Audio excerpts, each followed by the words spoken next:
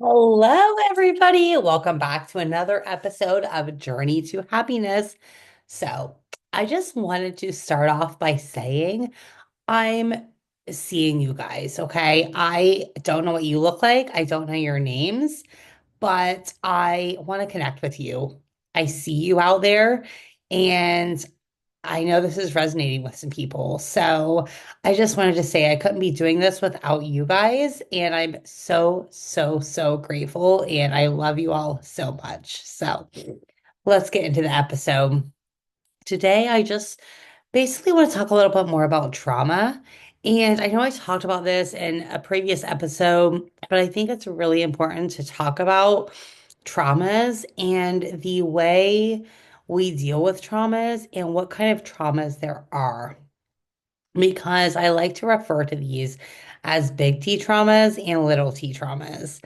So, what are these terms? And I know that's just like a term that some people use. I don't know if there's a better term, but that's how I'm referring to them. All trauma.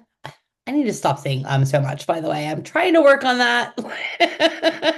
Anyway, so the reason they're referred to it this way is like big T's and little T's. And let's just start off by saying nobody's trauma is better or worse than anybody else's. It's just referred to this way because big T traumas are the examples that I gave. I think it was my second podcast episode, but it's the same situations. It is the physical abuse, the sexual abuse, the emotional abuses, the big pandemics, the big plane crashes, the big shit that we all kind of know is an issue. So we we know there's something going on, and these traumas people tend to get help for because they know they've had a trauma. They know they need help. They will go to therapy. They will find coaches. They will take courses. They will do all of the things they need to do to heal this trauma. The little t traumas are a little bit more under the surface. And the problem with these traumas are we don't recognize them as traumas because when you hear the word trauma, it's instantly associated with the big T shit, right? But that's not the case. We all have trauma in our lives. And I believe 1,000% that we choose the traumas we're going to go through before we ever incarnate here on this planet. I believe that we choose our parents. We believe, sorry, I can't talk. We choose our parents. We choose the people who are going to raise us. We choose those people for the traumas they're going to give us that we can eventually heal and help other people navigate. So little t traumas are just what they sound like. They are bullying on the playground. They are becoming dependent upon other people. And this is what I'm really going to talk about today because this was part of my trauma. And it took me a long time to recognize that I had this trauma inside of me. And whenever I would take courses or I would go to trauma classes and I would do all of the things I was being told to do or that I thought I should be doing, which was all great stuff. The problem was I kept thinking, like I would go to these classes. I took this trauma class recently, well, not recently, it was a while back, but and I remember there were so many traumas in that class. There was so much abuse that had happened that they were all trying to deal with. And I felt like I didn't belong there because my trauma was not as big as theirs. So I felt like I didn't have anything to complain about. But no trauma is worse than anybody else's. So I want that to really, really sink in with you guys because it is so true. And one person's trauma might be only a level 6 trauma for them, but then somebody else could have the same trauma, and that's their level 10 trauma. So, my trauma, honestly, if you listen to my attachment style series, you'll hear a little bit of some things. Or if you go back and listen to some of my earlier podcasts, you'll hear some things. But one of the things I dealt with was that I actually had a pretty good childhood. Born and raised in Ohio, I had parents who loved her, parents who were most of the time there. However, they were inconsistent. And again, children pick up on inconsistencies, children pick up on body language, they pick up on facial expressions, they pick up on all of that stuff. I don't know if you guys have ever seen there's a video on YouTube, you can look it up, and it's called the still face experiment. And what it is this mother, and she's got like a maybe a 1-year old child there, and she's this child is laughing and trying to get her attention, and the mother is smiling, and she's looking back at the child and doing all the right facial expressions, and the child is loving that. And then they ask her not to be expressive. The people that were creating the study or whatever it was asked her to just basically be still faced and don't give any smiles, don't give any reactions. So she turns back to the child, and you really need to look this up on YouTube, but she turns back to the child, and the child is doing all of the things again, trying to get her attention. And the mother is just completely still faced. She doesn't smile, she doesn't react to the child, and the child gets very upset, and the child starts to get anxiety. Like, you can see the body language change. The child is getting anxiety in her uh, high chair. She is getting fussy, and it was created to show that children pick up on our facial expressions, and they pick up on our body language. So again, check it out on YouTube. You can go to Still Face Experiment. It is very freaking fascinating. And I just wanted to throw that in there because, again, we can have all of these traumas that happen to us, and they like can be small or big. And it doesn't mean that our parents were bad. They were all doing the best they can. And sometimes it's just the body language that we pick up on as children, okay? So, having said all of that, my trauma came from being very dependent upon other people. If you listen to the attachment style series I do talk about this a little bit and how I had inconsistent parenting and how that created anxiety in myself. But so I remember parts of my childhood. Like, I remember being very young and wanting to do the dishes and wanting to help my mom with the laundry. Those are just two very simple examples. And I remember asking her if I could help. And I remember she never really let me do it. And I remember trying and wanting to. And she just seemed, I don't know if it was at the time I didn't know, or even as I got older, I didn't know if it was because she was just too busy and didn't want to deal with helping me do it because I would have been a lot longer than she could have done it, or what it was.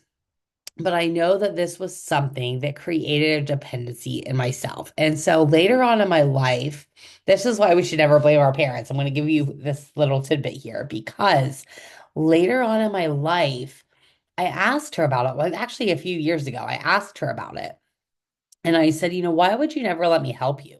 Why would you? I wanted to do the dishes, and I wanted to do the laundry, and I wanted to do all of these things, and you never let me help you. And she came back with, because her childhood was so different.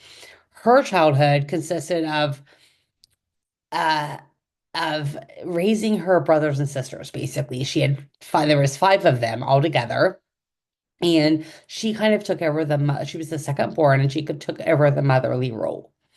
And her childhood was a lot of work. She never felt like she got to be a child because she was constantly taking care of other people or working or doing something to contribute to the family. And she never wanted her daughter to feel that. So, in her mind, she was doing what she thought was right by giving me a childhood, never making me work, never making me do anything for myself as a child. And my dad was very OCD. So, like, I basically didn't even have to pick up after myself because I would still be playing with my toys and he would come along and pick them up when I was still playing with like my Barbies. Like, they would always spread out around me, and he would come and start picking them up, and I would scream like, "What are you doing?" Like, I'm still playing with those. And the reason I want to talk about this is because, first of all, I think there's an embarrassment that goes along with this when we admit to people that we are dependent upon others. You hear a lot of stuff in the self-help and personal development world that are the complete opposite. A lot of people say, "Oh, I was raising myself at 15 years old. I was out on the streets at 15 years old. I had all of these big situations," and you hear about that. But one of the things that I found missing was I never heard anybody talking about my specific situation. I never heard people talking about what happens when you grow up in a different kind of childhood where you are taken care of. But on the flip side, you're not just taken care of, but your parents are basically doing everything for you.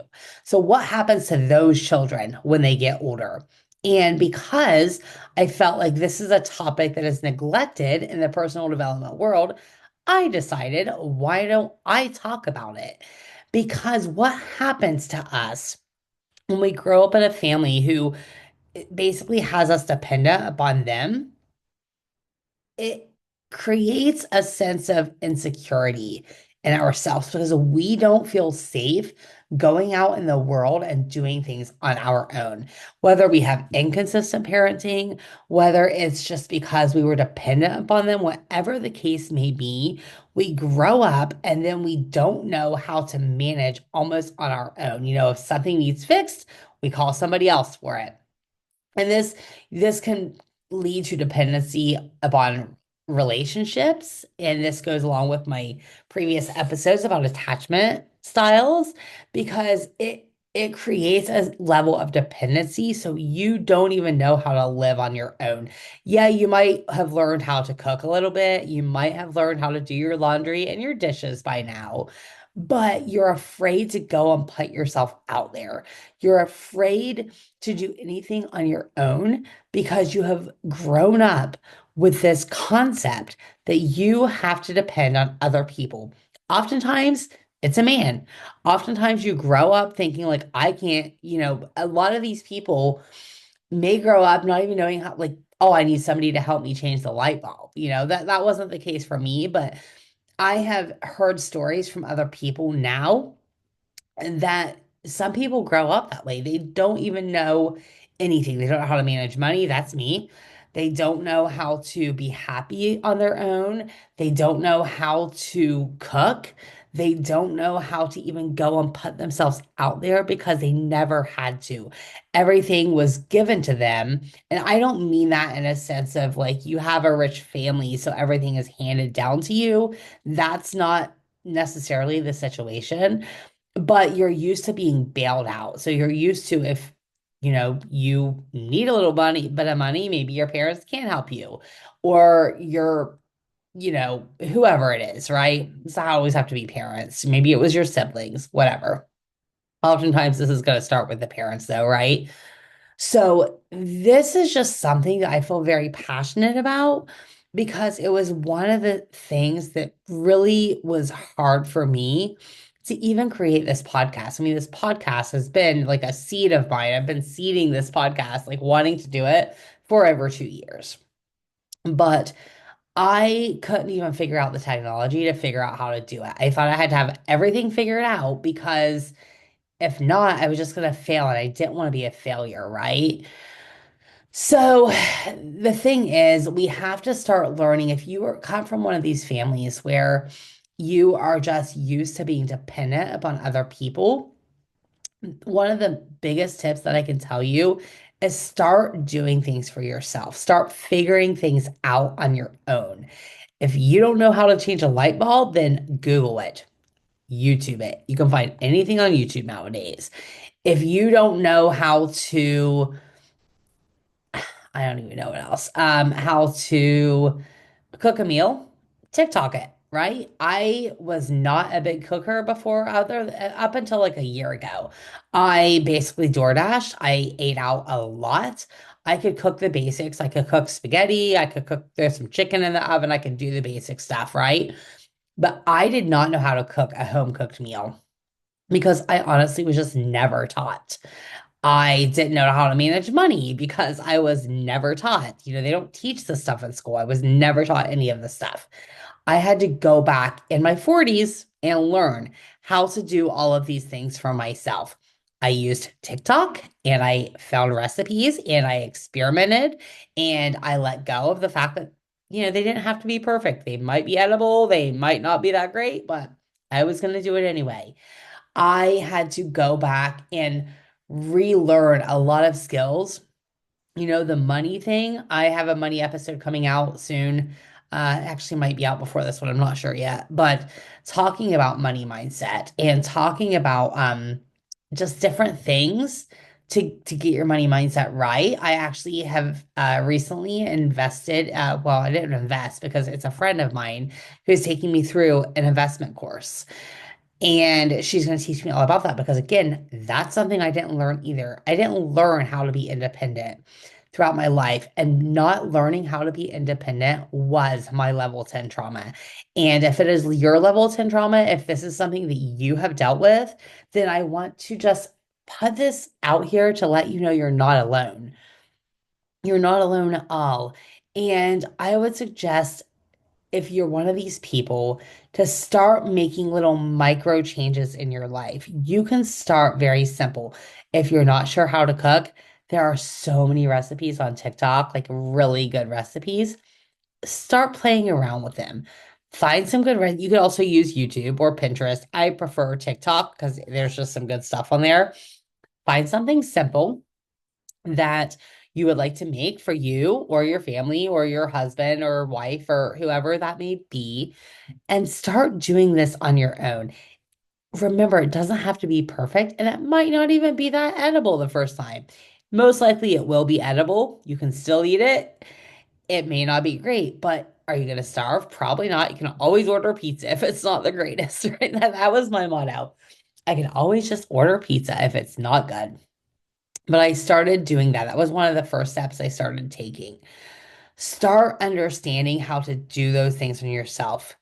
And I know I just used a cooking example, and that's like the only one I have right now because I'm drawing a blank. But that was really instrumental for me in learning how to become more independent and not just rely on DoorDash or, somebody cooking for me or anything like that. If you, and like I said, if you don't know how to do something, it's like just start Googling it. Start Googling how to do different things. And there's all kinds of how-to videos out there. So I don't know. This is just a really kind of off the wall podcast, I think, right now. But I just wanted to make it because I feel like there's a lot of people out there who might have dealt with this, and not a lot of people talk about it because there's shame around it. And I want to let you know that there is no shame. You chose to come here for a specific lesson, a specific purpose. We all have a soul contract. We are like sitting up in the heavens. Like, this is what I believe, 1,000% anyway. We're sitting up in like the afterworld, the heavens, whatever. And we're like sitting around these tables where we're just signing these little contracts of what we want to come to Earth and learn, because we all want to come here to evolve and learn and grow. So, whatever type of trauma that you experienced as a child, whether it was big T trauma or little T trauma, remember that you chose this before you ever came here. You chose this. And when you can understand that concept, you can start to be grateful for the people who caused that trauma, whatever, however the big or small that trauma was. Whoever played that part in your life, just know that their soul chose to play that part because their soul loved your soul so fucking much that they wanted to come here and help you learn and grow and evolve. So that is all I have for you today. Just know that I see you, I feel you. I would love to connect with you so much. So, what I'm going to do is I'm going to link my Facebook. I was debating on whether to do this or not because I was thinking about directing people to a different platform, but everybody has a Facebook. I have a Facebook. Follow me there. You can DM me there. I just really want to connect with you guys because I don't know your faces. I don't know your names, and I want to. I want to know who you are. So, I'm going to link my Facebook. You can, I'll tell you it here, but I'm also going to link it. It is Chrissy Lax. That's Chrisssy and then LAX as my last name, just like the airport. So you can find me, you can DM me, let me know what you think. If you like it, just please leave a review because that helps other people find this information. And I am so grateful to all of you because I couldn't be doing this without you. This is all for you, and I love you all so very much. So until next time, I love you. Mwah!